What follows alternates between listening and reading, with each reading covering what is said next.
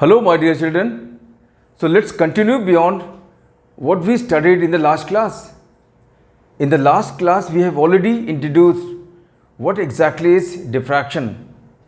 And right now, we are going to study Fraunhofer's diffraction due to single slit. So this is Fraunhofer's class of diffraction, and the diffracting element is what? Slit. And we know in Fraunhofer class of diffraction, source is kept at infinite distance from diffracting element, and the screen is also kept at infinity from the diffracting element. And this experiment is conducted in the dark room in physics lab. Dark room is a physics lab. So how is this possible in physics lab? Infinite separations. This is all made possible with the help of magical device which is called lens, convex lens. So this is source. It has to be kept at infinite separation from diffracting element. So what do?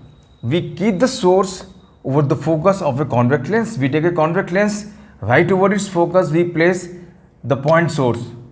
As the point source is placed over the focus of this convex lens, what happens? These rays, after falling over the lens, they all emerge out parallel to principal axis. So this diverging wavefront converts itself into what? Into parallel wavefront. This is parallel wavefront which is incident over slit, and this parallel wavefront appeared to come from infinity. This parallel wavefront appears to come from infinity. So with the help of this very important device, magical device, over finite distance we are able to create infinite separation. These parallel wavefronts, they come from infinity. Had the source been kept at infinity, the wavefronts would have been parallel wavefront falling over this slit. Now, as this parallel wavefront illuminates this slit, the width of the slit is A. This distance is A. So the whole of the slit is illuminated by this parallel wavefront.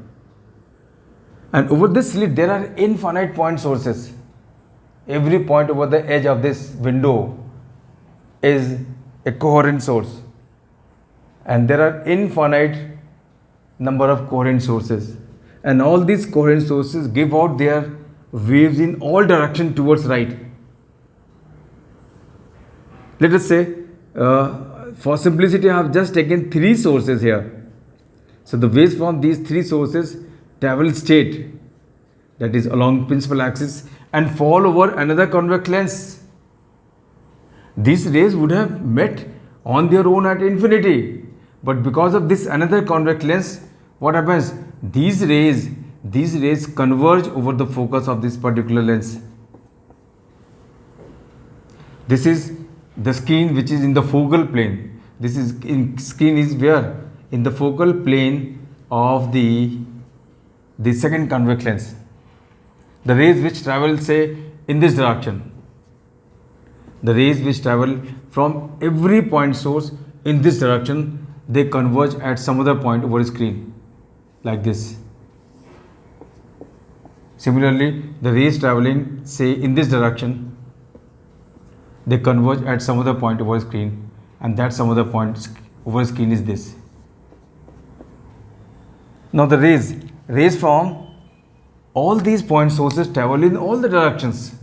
The rays traveling from this point source, say, in this direction, in this direction, all these rays, they converge at some other point over the screen, like this. Same with this side also. All rays which are traveling in different directions, like this, they converge at different point over the focal plane of the lens.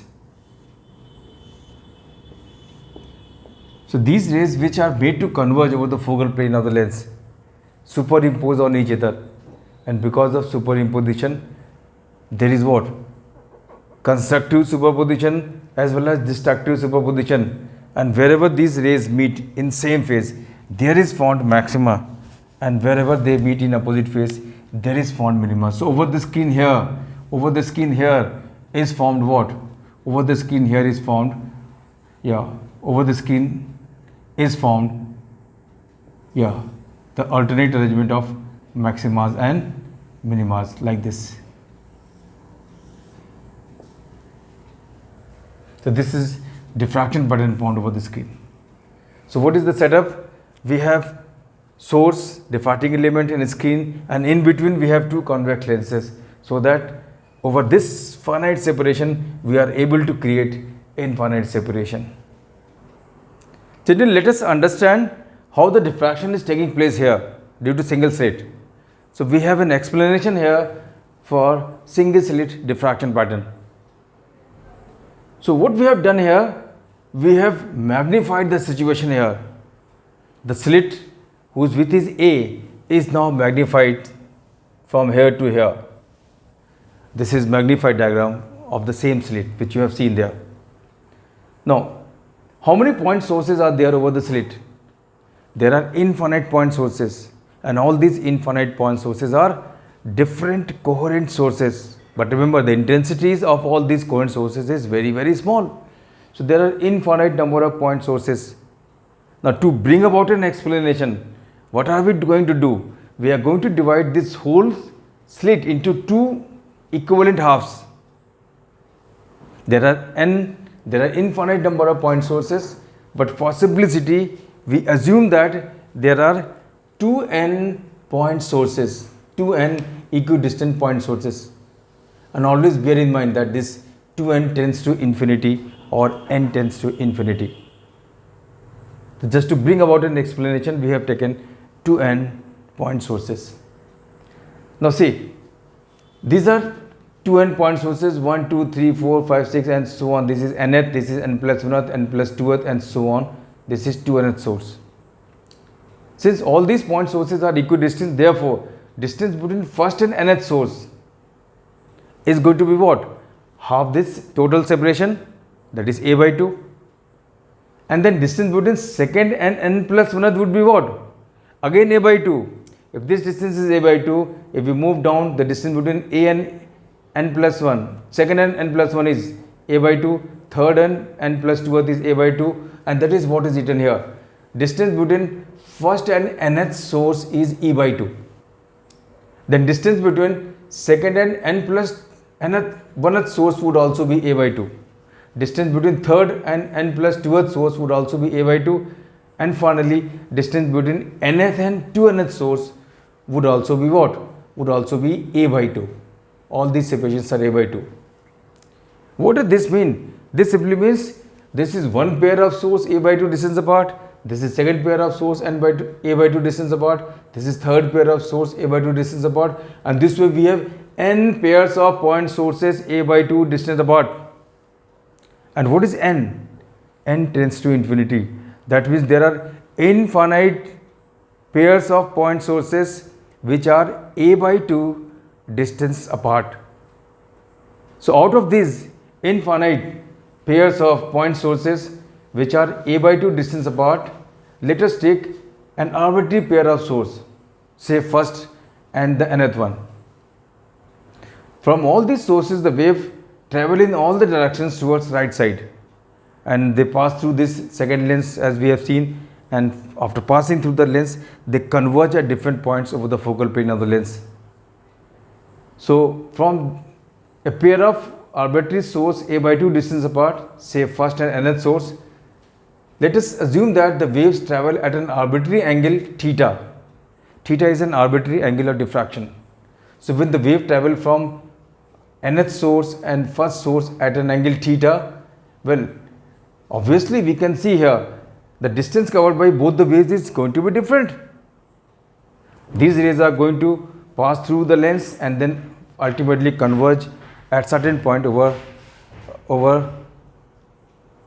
focal plane of the lens. So what happens? The path difference between these two waves is going to be what? For that we drop normal here. From here onward they cover equal distances and converge at certain point over the skin. So from here onward the waves covered what? Equal distances. From here onward the waves covered equal distances. from here onward. So what is this distance from here to here? This is the extra distance wave from one source travels as compared to other at an arbitrary angle theta.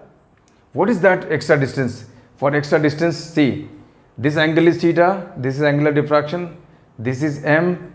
Well, if this angle is theta, this angle is also going to be theta. By very simple geometry, you can work out. This is theta, this is 90 minus theta, this angle is 90, this angle is going to be theta. Now let us select this right angle triangle, copy it from here and paste it here. It has been pasted here. This right angle triangle is pasted here. This is 1, this is n, this is delta s. This is path difference between the waves from coming from these 2 point sources which are a by 2 distance apart. So what is this path difference delta s? This angle is 90 degree. Who cannot find out the value of sin theta? Sin theta is going to be what? Perpendicular upon hypotenuse. Perpendicular is delta s. Hypotenuse is what? A by 2. That means delta s is going to be what? A by 2 sin theta. Theta is an arbitrary angular diffraction. So at an arbitrary angular diffraction theta, the phase difference between the wave coming is what?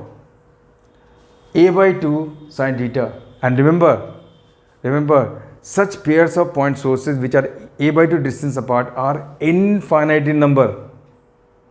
And because of one arbitrary pair at an angle theta, this path difference is coming out to be what? A by 2 sin theta. Well, we know that for first minima, the path difference between the waves superposing should be lambda by 2. For first minima lambda by 2, for second minima it is 3 lambda by 2, for third minima it is 5 lambda by 2. That you know, the path difference between the waves should be odd integral multiple of lambda by 2. So for first minima delta s has to be what? Lambda by 2. And if we write delta s as lambda by 2, what do we get? Lambda by 2 is equal to a by 2 sin theta. This 2 cancels out. What do we get sin theta as? Sin theta is equal to lambda upon a, or theta is equal to sin inverse lambda upon a. Since this theta is very small, therefore sin theta can also be written as theta, and theta is what? Lambda upon a. Now, since we have written delta s as lambda by 2, therefore this theta is angle of diffraction for first minima. Children, let us see now the intensity distribution in a diffraction pattern. We have just seen that the angular diffraction for first minima is lambda upon a.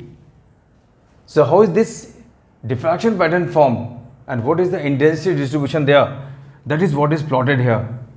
This is intensity axis, this is the angular diffraction axis, theta on one side, and this is theta on the other side. This is origin. Well, right at the center of the screen, right in front of the center of the slit over the screen is formed central brightband, central maxima. This is B naught. This is central maxima. Well, the first minima, we have just found out the formula for angular diffraction of first minima. What is that? Lambda upon a. So first minima is at an angular diffraction lambda by a. If first minima is at an angular diffraction lambda by a, then second minima is going to be what? At 2 lambda by a, and third minima would be what? At 3 lambda by a. Likewise, on the other side, this is angular diffraction for first minima on the other side, minus lambda by a. This is angular diffraction for second minima on the other side, minus 2 lambda by a, and so on. And in between we have what?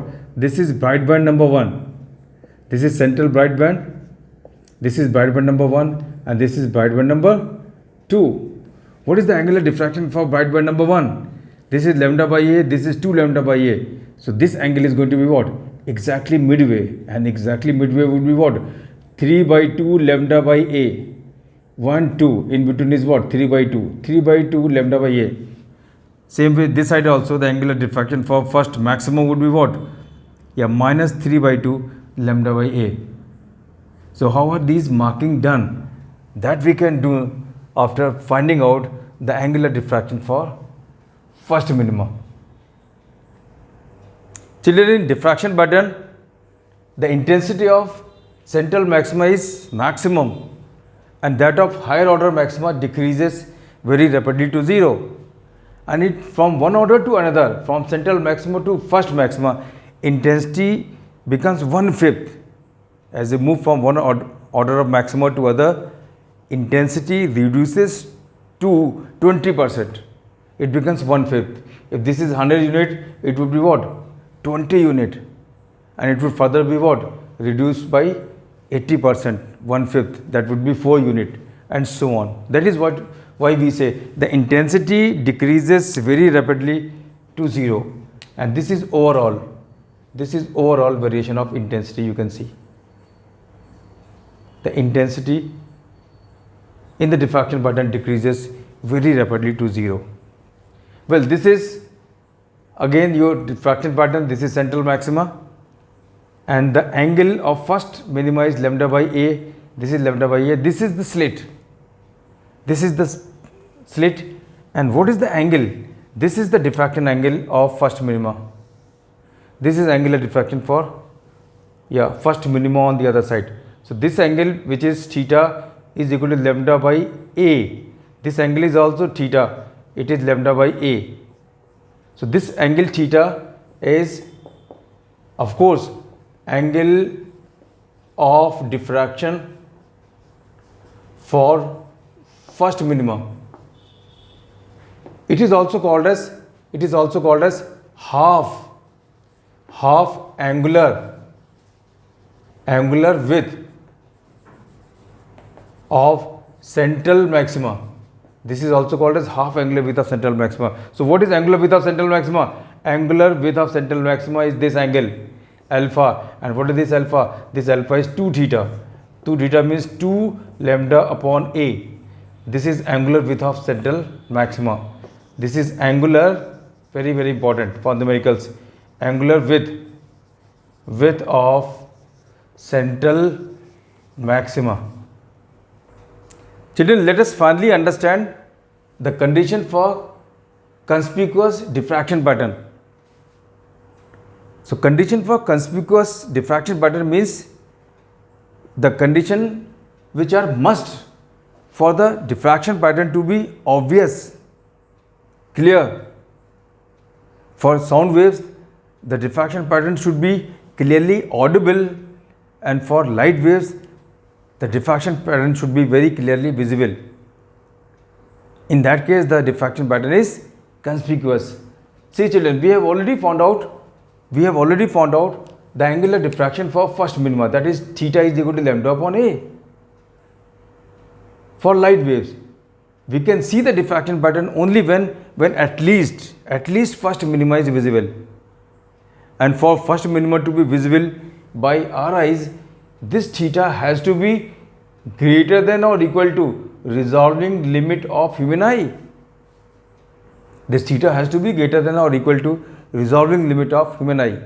And that is possible only when A and lambda, they have same order. So what is must for conspicuous diffraction pattern? A and lambda should have or must have same order. So wavelength of the wave should be same as the size of the diffracting element. A represents in general the size of the diffracting element. So width of the slit should be as wide, the width of the slit should be as wide as is the wavelength of the light. Is it practically possible? No. For light wave it is not possible. Light waves have, say, the wavelength close to what? 5000 angstrom. Well, if we have a slit as fine as of width 5000 angstrom or close to 5000 angstrom, only then the diffraction pattern of light would be clearly visible. That is why, though the diffraction of light waves takes place, diffraction pattern is also formed in our day-to-day life, but that diffraction pattern is not visible to us because that angle of first minima is too small to be seen. So though the diffraction pattern is formed, but we cannot see it until unless some special arrangements are made in the lab. Well, for sound waves, yeah, very interesting. For sound waves, the wavelength range is from 17 millimeter to 17 meter. This is the wavelength range. This is wavelength range for audible sound waves. We can hear the sound waves whose wavelength lies between 17 millimeter to 17 meter. It's a huge range, and all the obstacles which you come across, all the obstacles, your house, buildings, trees, even the window panes, so everything all around you, the people all around you, they all are diffracting element. And the size of all the diffracting element all around you, size of all the obstacles all around you, matches with the wavelength of the sound waves. So for sound waves, this condition for conspicuous diffraction pattern holds true, not for light waves in our day-to-day life. That is why we can hear the sound of a distant moving train during night, but we do not get any light. You can hear the sound of the moving car. You hear the sound of a passing by, say, a passing car. If somebody knocks your gate, then again you are able to hear, yeah, somebody is there. You can hear your friends murmuring in the adjacent room, but you do not get any light from your friend's room. Why? So what you hear, what sound waves you hear are nothing but diffraction pattern of sound waves. And for sound waves, the condition for conspicuous diffraction pattern holds true, not for light waves. So children, with this we come to the end of our discussion of diffraction of light. Thank you very much, and God bless you all.